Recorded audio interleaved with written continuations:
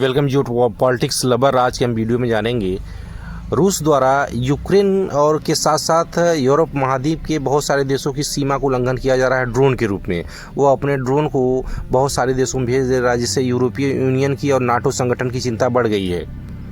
या और यूक्रेन युद्ध के बीच यूक्रेन के ड्रोन हमलों ने यूरोप की चिंता बढ़ा दी है, क्योंकि ड्रोन के हमले के कारण यूरोप के सीमा का उल्लंघन हो रहा है, क्योंकि रूस द्वारा यूरोप देशों के कई देशों की चीन के सीमाओं में ड्रोन उड़ाया जा रहा है। पोलैंड, डेनमार्क, नॉर्वे की सीमा में रूस ने सीमा का उल्लंघन किया अपने ड्रोन को भेज के, जिसमें नाटो के देशों ने अपनी एयरफोर्स को सक्रिय किया और उनकी एयरफोर्स के द्वारा कई रशियन ड्रोन को मार गिराया गया।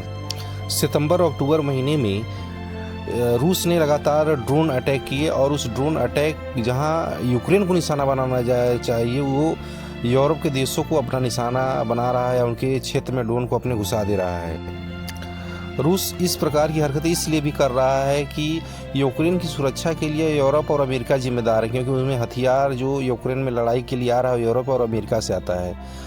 क्या यूक्रेन अमेरिका जो यूरोप महाद्वीप की सीमा है, अगर उसमें वो घुसपैठ करता है तो क्या उसके ड्रोन को गिराया जा सकता है या उसके हवाई जहाज़ को गिराया जा सकता है? क्या उनकी क्षमता ऐसी है कि जो रूस के ड्रोन या हवाई हमले को रोक सकता है?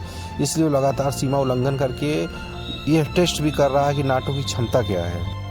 रूस को इतना तो जानकारी है कि नाटो जो संगठन है वो अमेरिका के बिना कोई भी युद्ध नहीं लड़ सकता है, क्योंकि जो भी इस संगठन में सैन्य बेस या पैसे या जो भी मदद या आधुनिक हथियार होते हैं वो अमेरिका के द्वारा ही प्रोवाइड किया जाता है। नाटो की क्षमता सिर्फ संगठन तक है, वो बहुत ज़्यादा युद्ध लड़ नहीं सकता है या किसी का सामना नहीं कर सकता है।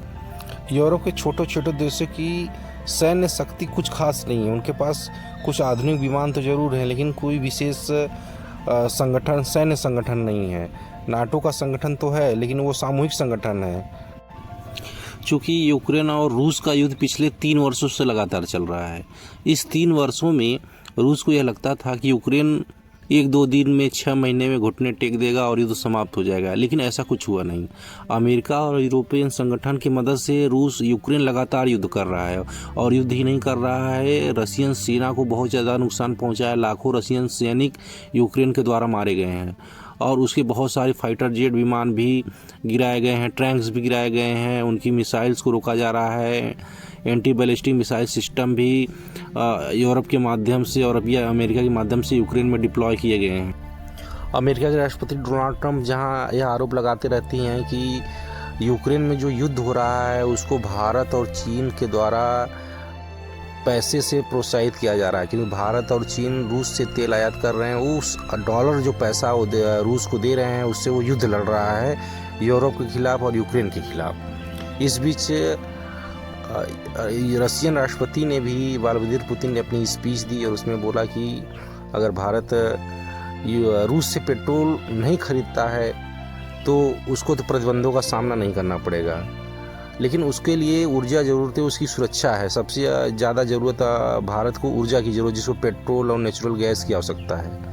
अगर वो रूस से पेट्रोल खरीदता है तो उस पर टैरिफ लगेगा, तो दोनों तरफ से लॉस होने वाला है। लेकिन अगर वह पेट्रोल खरीदता है तो उसको जो लॉस होगा उससे ज़्यादा नहीं होगा, क्योंकि 9-10 बिलियन डॉलर का लॉस के अप्रॉक्स व्लादिमीर पुतिन ने बताया है। लेकिन अगर वह पेट्रोल खरीदना जारी रखता है तो उससे अधिक उसको फ़ायदा होगा, क्योंकि भारत की ऊर्जा ज़रूरतें और सस्ती ऊर्जा ज़रूरतें भारत को आवश्यकता है, और भारत को और किसी दुनिया में किसी देश से कोई वस्तु की ज़रूरत नहीं है, सिर्फ उसको ऊर्जा की ज़रूरत है।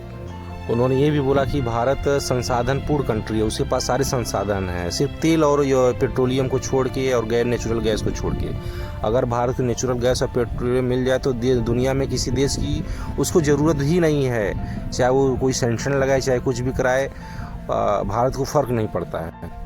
लेकिन भारत अपने हित है, क्योंकि भारत के जो मूल के लोग हैं पूरे दुनिया के देशों में कार्य करते हैं, अमेरिका से और यूरोप में बहुत सारे भारतीय मूल के काम करते हैं, यहाँ तो कि मिडिल ईस्ट में भी बहुत सारे भारतीय काम करते हैं।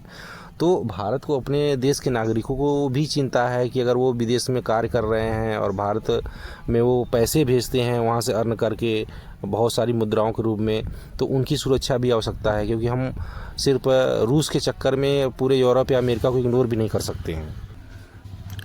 इस वीडियो में इतना ही, धन्यवाद।